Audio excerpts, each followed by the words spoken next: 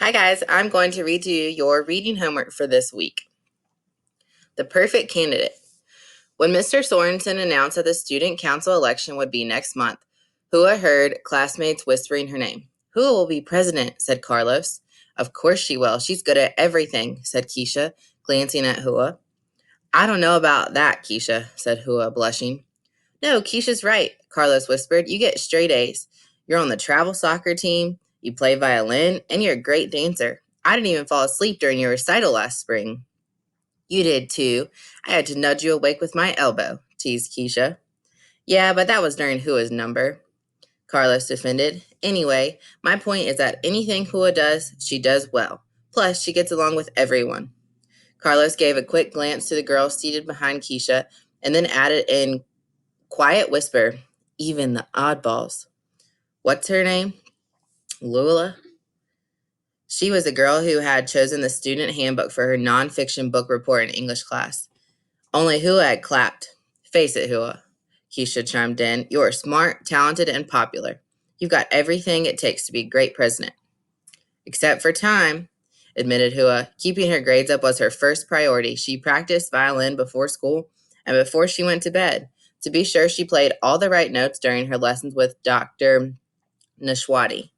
Ballet was 3 days a week and sometimes more. The Nutcracker was coming up and she wanted to be a part. Soccer gave her pure joy. There was nothing like kicking a goal. Some days Hua fell asleep in the car after practices. Relax, it's not like the student council actually does anything, said Keisha. Hua blinked in surprise at her friend. That's not what Mr. Sorensen said. They meet twice a month, they organize school spirit week, they plan the end of the year 5th grade class trip, and they're in charge of doing fundraising to pay for it. Carlos nodded. Remember last year, the student council ran a school store before and after school on Fridays, selling pencils, notebooks, stuff like that to raise money? Friday, Hua's violin lesson with Dr. Nashwati was right after school on Fridays. Friday was the only slot she had available, and Hua had been happy to get it. I think I'm going to run for treasurer, said Carlos. You should run for secretary, Keisha. Keisha shook her head. Secretary? Haven't you seen my handwriting? It's awful. I'm not a fast typist either. Anyway, I have other election plans. Vice president? Asked Carlos. Nope. Who is campaign manager? I have a great gimmick for her posters. We'll use smelly markers. A gimmick? How many posters will I have to make? Said Hua. No worries, smiled Keisha. You'll win just based on popularity. The most popular candidate always wins. Not always, said Miss Student Handbook from the desk behind Keisha.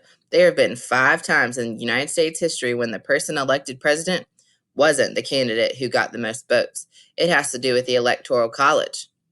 Well, I'm sure that's not true, interrupted Keisha. Besides, who cares about what happens in college? We're in elementary school. Yeah, Luann, said Carlos. My name's not Luann, it's Leanne. And I like facts and politics, and I'm free on Fridays and most other days too.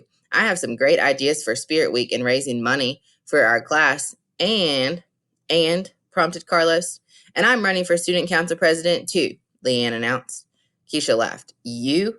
Most kids don't even know your name. You'll never win. Not with Hua running against you.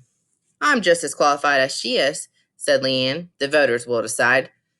Hua had a decision of her own to make, and she needed to make it now. All right, that's it for your passage for this week. Your questions will be posted below. Make sure that you write them in your answers in complete sentences with correct spelling, capital letters, and punctuation. Don't forget to do COPS. Bye, guys.